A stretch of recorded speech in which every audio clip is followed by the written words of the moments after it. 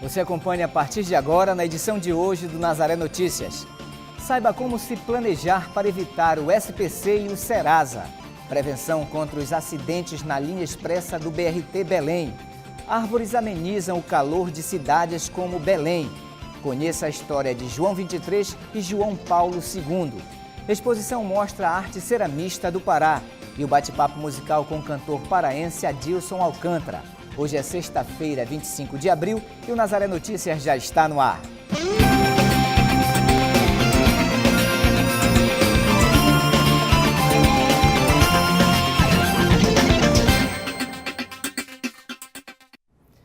Começamos o Nazaré Notícias de hoje falando de economia. As facilidades de crédito disponíveis no comércio são atrativas para os consumidores. Algumas pessoas acabam comprando mais do que podem pagar e perdem o direito ao crédito, ficando com o nome restrito no Serasa e no SPC. Na reportagem que abre o jornal de hoje, você vai saber como se planejar para evitar isso. Os serviços de proteção ao crédito e a Serasa são as instituições mais utilizadas por empresas na hora de examinar se devem conceder crédito aos seus clientes. E consumidores com o nome negativado são incluídos em cadastros de proteção ao crédito. Hoje, são muitas as pessoas com o nome em uma dessas listas, mas essa inclusão não é automática. O consumidor deve ser previamente comunicado por escrito a respeito da existência da dívida e da possibilidade de inclusão do seu nome no cadastro. Após essa comunicação, é dado um prazo de 10 dias para a regularização da pendência. Só após este prazo, o nome entra no cadastro. Existe uma preocupação para quitar as dívidas, mas para isso é necessário planejamento. Por isso, aqui ao meu lado está a economista Guaraciaba Sarmento, que vai dizer, Guaraciaba, como as pessoas devem se planejar para evitar, de repente, deixar de pagar as dívidas. Você já falou a primeira palavra, é o planejamento. O planejamento está ligado à questão da educação financeira. Como é que eu vou me planejar? O meu planejamento ele vai repassar a partir do momento que eu tenho controle e sei dos meus gastos. Como é que eu vou fazer isso? Anotando todas as minhas despesas, porque a partir disso eu passo a entender para onde é que vai cada centavo do meu dinheiro, para onde é que vai cada centavo do meu salário. E quando eu sei para onde é que vai cada centavo do meu salário, isso me ajuda a me organizar financeiramente. Hernani trabalha na área de construção civil e atualmente gasta mais do que ganha no mês. A inclusão do nome no cadastro de proteção ao crédito o preocupa. Estou gastando mais do que se ganha, né? Mas sempre há um planejamento, sim, entendeu, né? Muitas pessoas fazem esse planejamento, certo? Porque é muito importante tudo que nós vamos fazer em nossas vidas ter um planejamento. É vergonhoso o ser humano que não pode pagar suas contas. Para Hernani é necessário um levantamento sobre as dívidas e quanto ele poderá usar do seu salário para quitá-las. Ele tem que primeiro tomar posse, controle absoluto da sua vida financeira. E ele vai mais uma vez partir de onde? Do diagnóstico. Quando eu vou ao médico, o médico ele passa um exame para que ele possa diagnosticar e passar o medicamento correto. Não é diferente com a minha vida financeira. Eu vou diagnosticar. Qual vai ser o meu exame? Descrever detalhadamente os meus gastos mensais. A partir do momento que eu sei quanto é que eu gasto do meu recurso, eu vou conseguir me planejar financeiramente. Lorena é administradora e precisa ter o nome limpo para efetuar as transações empresariais. Além disso, a família aumentou e há uma preocupação maior em se planejar por causa do filho. Eu passei a me planejar melhor, nessa questão. Hoje em dia eu consigo já fazer uma reserva, mesmo porque, sabe, quem tem criança a gente tem que ter essa reserva. Então, estou conseguindo até começar a me regularizar, assim, tinha algumas pendências financeiras, já estou conseguindo já regularizar isso. Eu trabalho numa empresa onde o meu nome tem que estar 100% limpo.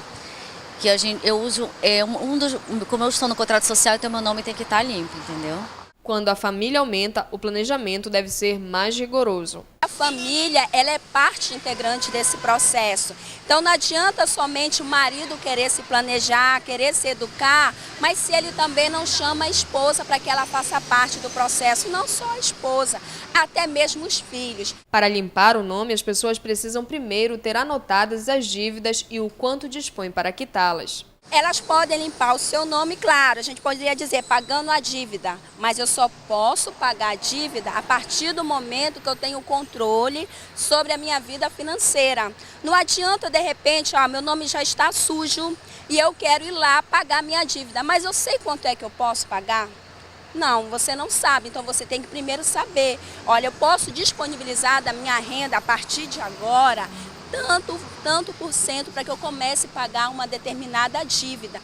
As dívidas não dependem do quanto se ganha, mas de como se gasta. Seu Osiel é aposentado e cuida para que o dinheiro pague todas as dívidas.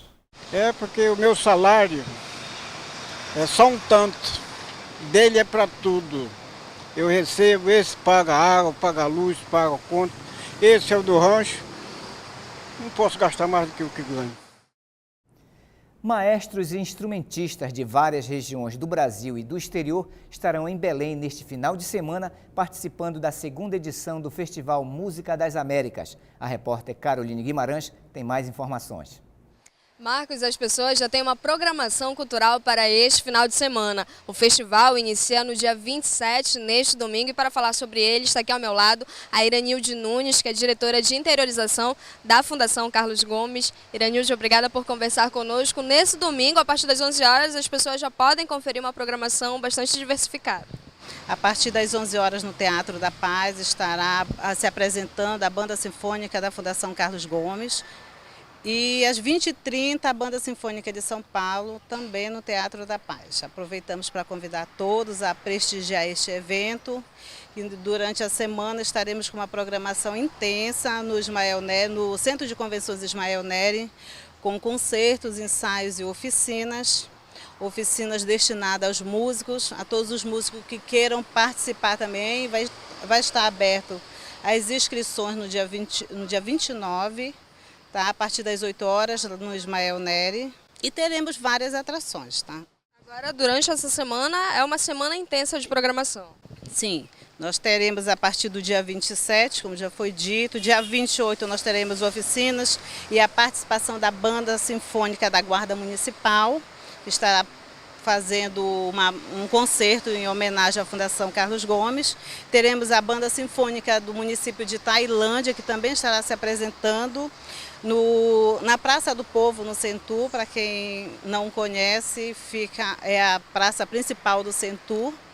Tá? Teremos também no dia 29 as oficinas destinadas aos músicos e a participação dos grupos da Fundação Carlos Gomes, que é o Trompete Ensemble da FCG, Tubas da Amazônia, Quinteto de Metais, são os grupos da Fundação Carlos Gomes. Agora, esse é um festival que faz parte de uma programação que é muito maior. Este é o Festival Internacional de Música do Pará, é a primeira fase do festival destinado às bandas de música do interior. É o Música das Américas, porque nós criamos a oportunidade para os músicos do interior a se apresentar também no Festival Internacional. Muito obrigada por suas informações, Iranilde. Quem quiser conferir a programação completa, pode entrar no site do Festival de Música, que é o fimupa.com.br/Música das Américas. Lembrando que o festival inicia neste domingo, dia 27, a partir das 11 horas, no Teatro da Paz. Caroline Guimarães, para o Nazaré Notícias. E agora nós vamos falar do resgate ao avião que caiu em Jacareacanga.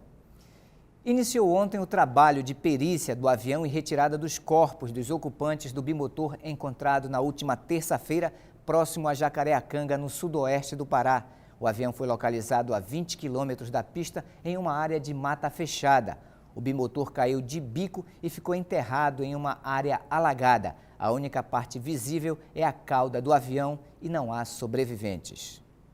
A previsão para os próximos dias é de céu nublado em Roraima. A mudança marca o início da temporada de chuvas no estado após semanas de muito calor. A informação é da Fundação Estadual do Meio Ambiente e Recursos Hídricos. De acordo com os dados da FEMAR, durante os 6 meses, a temperatura deve variar entre 23 e 35 graus. Os níveis dos rios também devem subir. E agora você acompanha a previsão do tempo para este final de semana.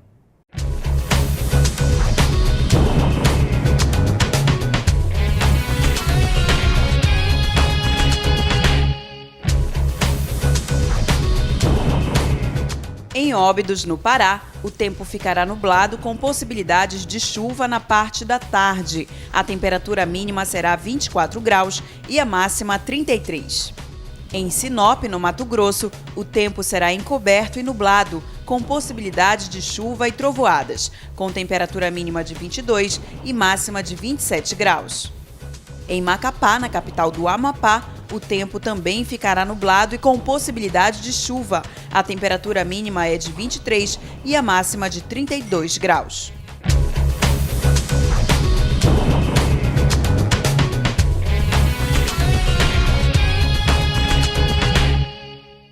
E agora nós vamos falar do trânsito em Belém. Desde que a faixa expressa do BRT foi inaugurada, vários acidentes já foram registrados envolvendo pedestres, motociclistas e carros. E na maioria dos casos, os acidentes ocorrem pela imprudência dos motoristas e pedestres. A mudança de comportamento é o melhor modo para evitar riscos de acidentes. A sinalização existe para pedestres, ciclistas e motoristas. Mesmo assim, há relatos de falta de segurança. Olha, está muito deficitária aqui. De vez em quando tem acidente nesse perímetro. E aí, porque não tem sinalização e às vezes o motorista não obedece. Aí fica difícil. Desde que a faixa expressa do BRT foi inaugurada, vários acidentes foram registrados, a maioria por imprudência. O responsável pela segurança no trânsito da CEMOB diz que falta educação dos usuários. Atenção especial no cruzamento, né? Porque além do pedestre ter essa atenção, os motoristas principalmente têm essa atenção, porque tem certos cruzamentos que ele não pode fazer conversão à esquerda ou à direita, que é proibido, e aí está acontecendo os acidentes. Alguns já foram mostrados na televisão, né, de motoqueiro cruzando e o expresso está passando e ele, né, ocorreu o acidente. O expresso ele para igualzinho ao carro comum. Fechou o sinal, ele para, igual o carro está parando. O ciclista tem que ter muita atenção e reduzir a velocidade, porque aquilo ali não é uma pista de corrida. No decorrer da via expressa foram instaladas grades de proteção para os ciclistas. Nos cruzamentos, faixas e semáforos sinalizam a travessia de pedestres. Outra medida de segurança adotada pelos agentes da CEMOB foi a aproximação desses supertachões um do outro. Dessa forma, evita que os motoristas que vêm pela Avenida Almirante Barroso invadam a via expressa do BRT e ocasionem mais acidentes.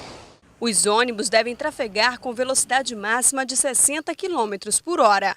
Já os ciclistas devem ter atenção. Está muito perigoso, inclusive esse trecho aqui, você está vendo que não tem sinalização nenhuma no chão aí. Então fica dificultoso para a gente passar aqui. É só atenção mesmo, né?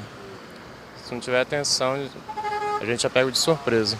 Além de estar tendo essa orientação, é uma coisa nova também, né? Então a gente está trabalhando muito mais ainda, mas também a população deixa de fazer sua parte, né? Se tem a calçada, a gente anda na calçada, o pedestre anda na calçada, os veículos na pista, a ciclovia ou ciclofaixa para bicicleta e agora a via expressa do ônibus, né? Que é só exclusivo para a via expressa, para ônibus expresso. Então você tem que cada um seguir o seu caminho correto. Foi aprovada pela Câmara dos Deputados a proposta de emenda constitucional que permite aos servidores públicos dos ex-territórios federais do Amapá e de Roraima optarem por fazer parte do quadro de funcionários federais. Os servidores precisarão comprovar que se encontravam em exercício no período de 1988 a 1993, quando esses ex-territórios foram transformados em estados. Os funcionários continuarão trabalhando para o governo estadual, tendo os salários pagos pela União. A proposta segue agora para aprovação no Senado. E agora vamos falar de arborização e da temperatura em Belém. Uma pesquisa realizada pela Universidade Federal Rural da Amazônia mostra que uma das estratégias mais eficientes para controlar a temperatura é a arborização. Nessa reportagem, vamos saber da importância das árvores para uma metrópole como Belém. Os reflexos da quantidade de vegetais existentes em Belém são sentidos no clima e impactam sobre a vida da população. O pesquisador Sérgio Brazão, da Universidade Federal Rural da Amazônia, estuda a arborização da capital paraense. A arborização é o mecanismo mais eficiente que há em locais quentes de controlar a temperatura. Não existe um outro método tão eficaz e que traga tantos benefícios à população. Belém, inclusive, ela possui uma característica especial, que é a convivência na arborização urbana de árvores que possuem frutas. Sérgio dedicou 10 anos de pesquisa percorrendo todas as ruas de Belém para mapear os tipos de vegetais existentes na capital. O estudo completo só será divulgado ano que vem. Belém é conhecida como a cidade das mangueiras, mas acredite, de acordo com o estudo do pesquisador Sérgio Brazão, essas árvores não são as mais presentes em nossa cidade. As mangueiras ficam em 4º lugar, atrás dos oitis, dos ficus e das castanholas. Na Avenida Doutor Freitas, o canteiro é repleto de oitis. A árvore possui uma raiz profunda, por isso não quebra as calçadas, é mais resistente a pragas e adquire o mesmo porte de uma mangueira. O estudo do professor propõe melhorias na arborização de Belém e alerta para os problemas. Eu acredito que o maior problema que existe na arborização de Belém é a convivência não pacífica da arborização com a fiação elétrica. Essa convivência ela tem feito com que a árvore perca espaço e perca qualidade para garantir a sua sobrevivência. Com isso, ela tem sido submetida a uma poda inadequada, que em alguns casos deixa a árvore desequilibrada, em outros casos deixa a árvore enfraquecida, porque retirando grande parte de sua parte aérea, a planta deixa de produzir alimento para si própria e com isso perde vigor. A Secretaria Municipal de Meio Ambiente divulgou que vai plantar mais de 4.000 mudas de várias espécies até 2016 em Belém. 1.600 delas devem ser replantadas até maio deste ano. E agora nós vamos falar de certidão de nascimento e registro civil. Quem não possui certidão de nascimento não comprova o registro civil. Sem a certidão não é possível a obtenção do restante da documentação básica, o cadastro em programas sociais, nem a matrícula em escolas ou abertura de contas em banco. Veja na reportagem a importância do registro de nascimento logo nos primeiros dias de vida. O registro é o primeiro ato civil da pessoa. É emitido gratuitamente em qualquer cartório e garante que o indivíduo seja reconhecido pelo Estado. É muito importante o registro de nascimento. Ele é o primeiro documento de cidadania. Sem a certidão de nascimento, você não consegue exercer os seus direitos de cidadania. Qual, por exemplo, ter outros documentos, ser contado nos programas de assistência social, programa de saúde, que o município precisa implementar, precisa executar. Então, você para figurar, você precisa ter esse documento. Neste cartório civil de Belém, por dia são emitidas cerca de 100 certidões de nascimento. 80% de crianças recém-nascidas, como a da Júlia, filha de Mauro. A gente tem aqui mais uma cidadã brasileira, né? Sem esse documento, a Júlia, minha filha, não vai poder fazer nada no país. Ela não vai poder fazer concurso, não vai poder entrar no censo nacional, ela simplesmente não existiria. Então a importância desse documento é incrível. Sem ele a gente não faz nada, então eu estou fazendo o meu dever aqui. No segundo dia de vida dela, está aqui o registro. Além dos cartórios, existem postos em maternidades que oferecem o serviço. O prazo legal para fazer a certidão de nascimento são 15 dias. Quando a pessoa mora a mais de 30 quilômetros do cartório, chega até 3 meses. Se perder este prazo, o cidadão pode se registrar em qualquer etapa da vida, mas deve vir ao cartório acompanhado de 2 testemunhas maiores de 18 anos que confirmem a sua identidade. Para emitir o documento, existem alguns critérios. Se os pais são casados, apenas um deles precisa comparecer ao cartório e apresentar a via amarela da declaração de nascido vivo, fornecida pelo hospital ou pela maternidade, certidão de casamento e um documento de identificação. Se os pais não são casados, o pai deve comparecer ao cartório acompanhado com a via amarela da declaração de nascido vivo e um documento de identificação. Se o pai não puder comparecer ao cartório, deve fazer uma declaração autorizando o registro do filho em seu nome. Se a mãe não tiver essa declaração, ela pode fazer a certidão de nascimento apenas em seu nome. Você sem um documento antes da faixa escolar, você não consegue nem entrar na escola. E nem contado, como eu falei antigamente, nos programas municipais, nos programas estaduais, quer seja educacionais, quer seja programa de vacina, quer seja qualquer outro programa do governo. É importante você figurar como brasileiro, como cidadão brasileiro, tendo o seu documento civil, que é a certidão de nascimento. Estão abertas as inscrições para o concurso público da Prefeitura de Monte Alegre, no oeste do Pará. São 81 vagas para agentes comunitários de saúde e agentes de combate a endemias. Para as duas atividades, é necessário ter ensino fundamental completo. As inscrições seguem até o dia 30 de abril pelo site da Prefeitura de Monte Alegre. A taxa para se inscrever é de R$ 50. As provas acontecerão nos dias 20 e 21 de maio. E você acompanha ainda nesta edição, conheça a história de João 23 e João Paulo II. A exposição mostra a arte ceramista do Pará e o bate-papo musical com o cantor paraense Adilson Alcântara. Os papas João 23 e João Paulo II serão canonizados pela Igreja neste domingo. A missa presidida pelo Papa Francisco acontecerá na Praça São Pedro. Nesta reportagem especial, você vai conhecer um pouco mais sobre a vida desses papas. A última canonização de um papa aconteceu há cerca de 60 anos, quando a Igreja tornou santo o Papa Pio X. A última, antes dele, havia sido na segunda metade do século XVI, quando foi canonizado o Papa Pio V.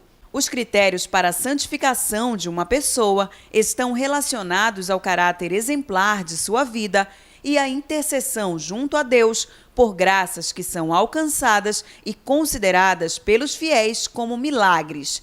Os processos de beatificação e de canonização acontecem em períodos longos, geralmente costumam levar de 30 a 50 anos e iniciam a partir de um pedido feito pela diocese de origem para que se inicie a verificação e pesquisa. O processo de canonização ele é bem longo, né, na vida da Igreja. Pelo menos as que a gente conhece, né, são precisos pelo menos já ali alguns anos, 30 anos, às vezes até 50 anos ou mais, né, para que todo o processo, né, de canonização seja referenciado, seja aprovado.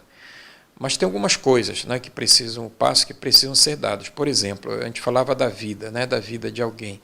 Então, em geral, ou na diocese ou a congregação religiosa, ela começa e manda para a Santa Sé um pedido, né, para que se inicie, de fato, uma verificação da vida, né, daquela pessoa.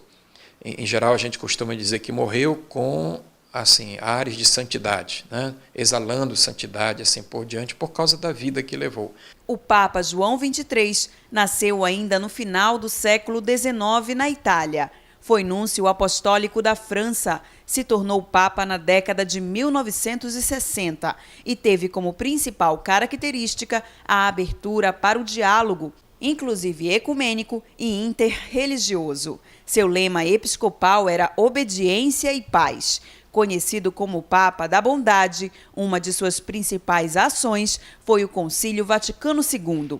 Para se tornar santo, a vida de João 23 teve o critério do segundo milagre dispensado. João 23 foi tudo, do ponto de vista pessoal, foi tudo aquilo que a gente falou, sobretudo a sua bondade, o seu sorriso, o seu acolhimento, até de pessoas não aceitas pela Igreja, a abertura da Igreja para o diálogo com o mundo. O Concílio Vaticano II, né, que ele convocou. Ninguém pode deixar de dizer que aquilo, como ele mesmo disse, é a expressão mais forte do Espírito de Deus presente na história, né, de um Papa ter a consciência de que era necessário, naquele momento, de fato, a Igreja se reunir, uns bispos do mundo inteiro, mais de 2.500 bispos, né, uma coisa extraordinária, para debater, discutir, conversar sobre a situação da Igreja no mundo moderno. O Papa João Paulo II já foi considerado santo pelos católicos logo após sua morte.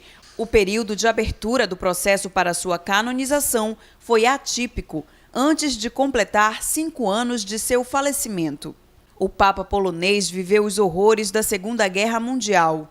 Foi um jovem comprometido com a vida da Igreja, um pontífice carismático que deu aos jovens a missão de evangelizar e instituiu a Jornada Mundial da Juventude. Você pega João Paulo II, né, aí você tem diante de si não um homem qualquer, né, um papa qualquer, você tem de fato um santo, por tudo aquilo que ele realizou, né, na obra admirável que ele realizou na Igreja. né, a questão da obra, a quantidade de coisas feitas, e feitas não como um volume, né, mas como algo que levou a igreja a se beneficiar, né, do seu trabalho, da sua missão, da sua pessoa, isso é ser santo, né, isso é santidade. O Papa João Paulo II esteve 3 vezes no Brasil e uma vez em Belém, no ano de 1980. Há 5 anos, em entrevista ao jornalista Eduardo Sobral, no programa Diálogo Aberto, o arcebispo emérito de Belém, Dom Vicente Zico, que foi ordenado bispo pelas mãos do Papa João Paulo II, falou sobre a vida de João Paulo. Eu poderia dizer que ele teve sobre ela uma grande influência e uma grande ação, pelo fato, primeiro, de ser, como sabemos, o homem de Deus que nós conhecemos. Pelo testemunho, por ser um homem de Deus que eu via, conhecia e admirava e venerava sempre, tenho para mim que o grande bem à igreja partiu nele, do fato mesmo de ele ser o homem de Deus que nós conhecemos.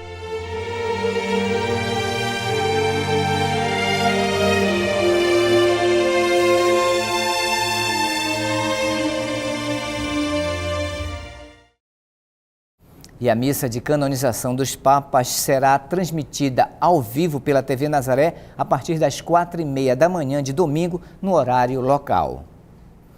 A exposição Memória do Barro apresenta ao público paraense a tradição da arte ceramista. As peças de grande porte produzidas pelos mestres ceramistas e alunos do Liceu, Escola e Artes e Ofícios de Coraci são inspiradas nas cerâmicas arqueológicas Marajoara, Tapajônica e Amapaense Cunani.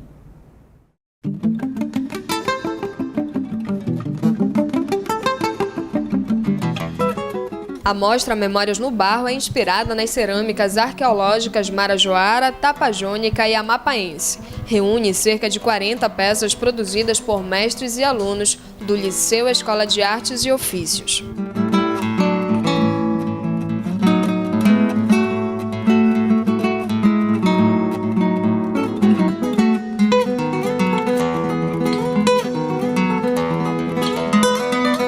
O objetivo dessa exposição é mostrar um recorte do acervo de cerâmica que existe no Liceu Escola, que traz a referência da cerâmica arqueológica da Amazônia. A exposição tem peças dos 18 anos de existência da escola e estará aberta ao público até o dia 15 de maio no hangar. As peças saíram do espaço fechado do Liceu Escola de Artes e Ofícios para o conhecimento de outras pessoas, como forma de divulgar o patrimônio cultural do Paracuri. Porque a gente acredita que esse patrimônio cultural ele é de todos, não é? E, por outro lado, então merece ser visto por todos. Mas, por outro lado, também é interessante o local, a escola, aquela comunidade se ver de fora. Então, os alunos estão vindo com os professores visitar e eles enxergam coisas que eles não enxergavam lá.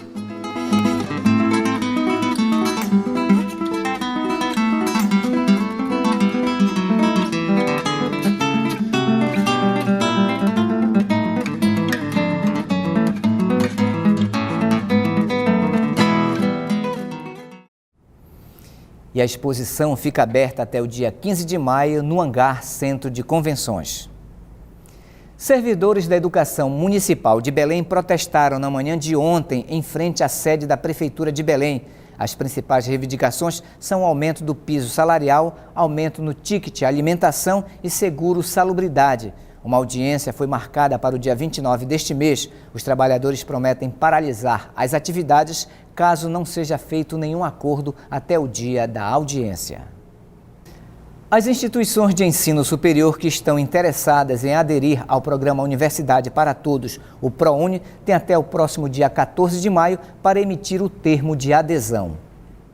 As instituições com mais de um local de demanda de cursos ofertados deverão firmar um termo de adesão para cada local em que o curso será ofertado, inserindo assim todos os cursos e turnos do programa.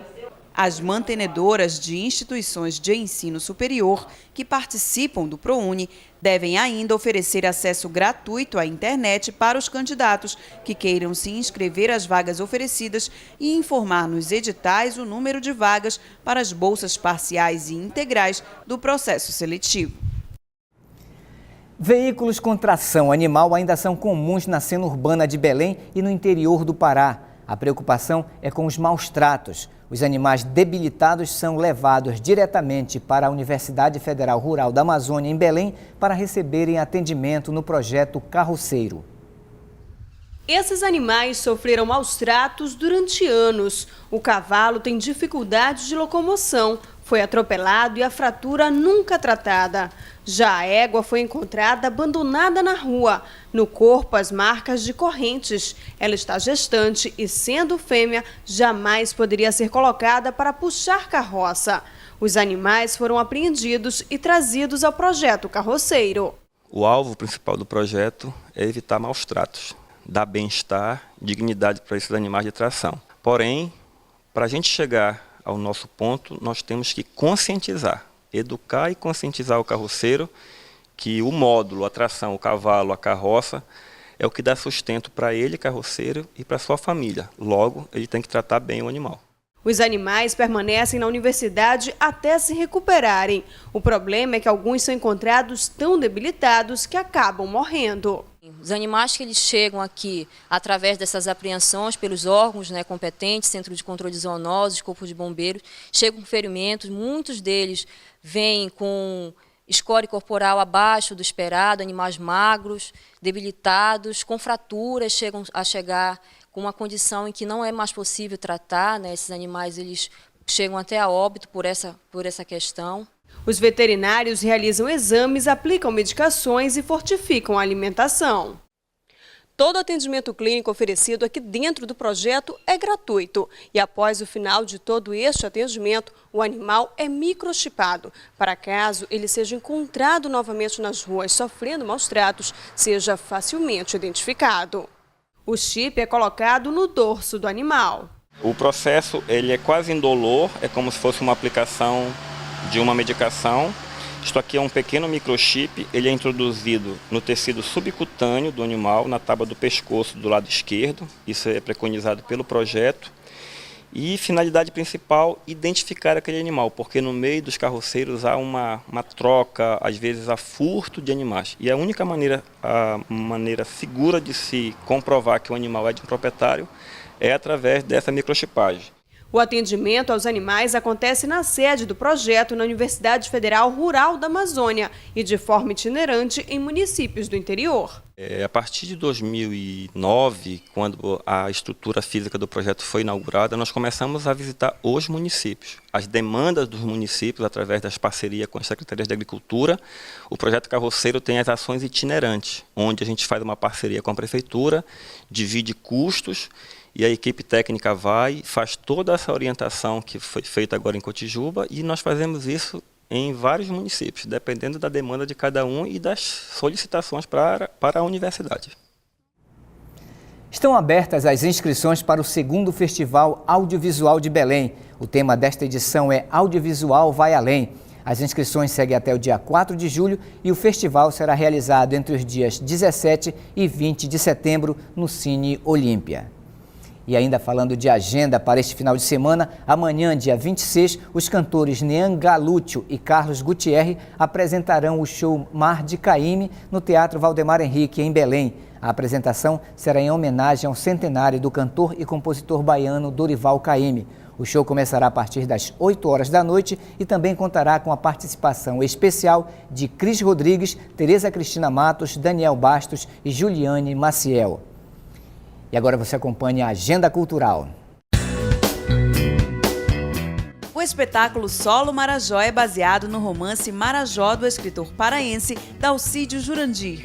Algumas histórias deste livro serão narradas na peça encenada pelo ator Cláudio Barros. O monólogo ficará em cartaz até domingo, sempre às 8 da noite, no Teatro Estação Gasômetro. A entrada é franca, com retirada de ingressos 1 hora antes no local. Nesta sexta-feira, 25 de abril, acontece o show Canções Simples de Depois, que marcará o lançamento dos EPs da cantora Ana Clara e do projeto Meio Amargo do cantor, compositor e produtor Lucas Padilha. A apresentação acontece no Café do Sesc Boulevard, às 19 horas, com entrada franca. A sessão Cult do Cine Líbero Luchardo, em parceria com a Associação de Críticos de Cinema do Pará, exibe o filme O Orfanato, que conta a história de Laura, uma mulher que regressa com sua família ao orfanato onde cresceu. O longa será exibido em sessão única no Cine Líbero Luchardo, no sábado, dia 26, às 4 da tarde, com entrada franca. Após a exibição, haverá o tradicional debate sobre o filme e outras produções do gênero. Hoje é sexta-feira, dia de bate-papo musical. E o cantor e compositor Adilson Alcântara faz nesta sexta-feira no Teatro Valdemar Henrique o show Chuva da Tarde. Ele é o nosso convidado de hoje no bate-papo musical. Marcos, as pessoas podem conferir hoje o show de pré-lançamento do CD Na Chuva da Tarde, aqui do Adilson Alcântara, que está aqui ao meu lado. Adilson, hoje as pessoas podem conferir um show e tanto, né? Pode conferir o show, o repertório do novo CD, né? Na Chuva da Tarde já tem chovendo, está chovendo já há 2 anos, né? Agora que nós conseguimos o patrocínio da Fundação Yamada, e agora sim o disco vai sair, está na porta. E a gente já está comemorando, já fazendo esse show, mostrando as músicas do CD, as músicas inéditas, né? A faixa que eu gravei no CD com participação de Gigi Furtado, inclusive vai estar no show hoje à noite. Então a gente está feliz. E vai chover hoje à tarde, normal, toda a chuva da tarde de Belém, mas em seguida, quando a chuva cessar, todo mundo pro Teatro Valdemar Henrique. Na chuva da tarde caiu uma manga na minha cabeça. Na chuva da tarde caiu uma manga na minha cabeça. Eu me vivo comendo ela sumando, antes que eu esqueça. Eu me vivo comendo ela sumando, antes que eu esqueça. Lembrando que vão ter músicas do CD e também músicas que fazem parte da sua trajetória, né? Esses mais de 20 anos de carreira, algumas músicas vão ser importantes lá, como Cocá, Iná, Tradução, Carimbó Embolado, são músicas que já fazem parte da minha carreira, que o público já conhece, que já vai me prestigiar. Inevitavelmente vou ter agora as músicas inéditas do espetáculo, que está no CD, as músicas novas, com certeza a gente vai mostrar lá também. Agora, até o segundo semestre desse ano, deve sair o CD Na Chuva da Tarde. Na Chuva da Tarde, que é uma música, na verdade, que você já produziu tem um tempo, as pessoas já ouvem, já cantam, né? Já faz meio que parte da nossa tarde chuvosa. É verdade. Na Chuva da Tarde já está divulgada há muito tempo, né? Eu estive no Acre agora, a música toca lá, em Macapá também. A gente vê que já está ganhando o norte, porque chove muito no norte, então a gente está chegando. Está tudo programado para agosto. Agosto vai ser o grande mês que a gente vai lançar Na Chuva da Tarde. E aí no final do ano a gente faz uma turnê pelo norte, né? Pegando Tocantins, volta para o Acre, volta para Macapá, fazendo a nossa vida com a nossa música, e chovendo, e Na Chuva da Tarde é nossa. Você cozinha na manga de mim, a minha fama na tua fojaca. Você cozinha na manga de mim, a minha fama na tua fojaca. O CD já está todo gravado, são 11 faixas, todas são inéditas? Não, tem algumas regravações. Eu regravei o Pinguim, o Pássaro Invocado da Amazônia Legal. Pinguim, ó pinguim, pássarozinho noiado, que veio só de invocado pra Amazônia Legal. Voa pinguim, arrevoa pinguim, faixa que não de local. Eu regravei Iná com a Gigi Furtado. E as outras músicas, eu gravei uma música do Pedro Calado, que é belíssima, música que chama-se de Banjo na Mão. Algumas músicas que me encantam na música paraense, eu regravei também, e algumas músicas inéditas também, uma mistura aí. Porque a Chuva da Tarde é assim mesmo, vai misturando tudo, né? Chove para todo mundo. Agora, Adilson, as suas músicas, elas têm um tom de comédia, um tom regional também. É o teu estilo, é a tua cara fazer isso, e você gosta, você vê que o público recebe bem isso? Recebe bem esse lado do humor da música também, né? Geralmente no espetáculo a gente faz uma interferência e conta situações engraçadas, né? As músicas também têm essa tonalidade, um pouco de humor.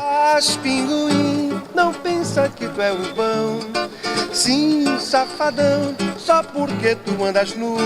Se não fosse esse branco no peito, tu era irmão do Aerobu.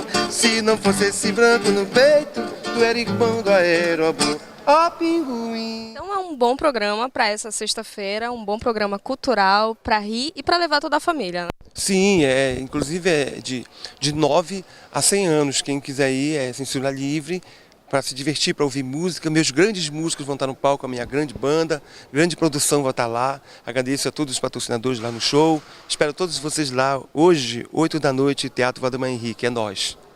Obrigada, Dilson. Então, é um show que vale a pena conferir. Lembrando que acontece hoje às 20 horas no Teatro Valdemar Henrique. E o Nazaré Notícias fica por aqui.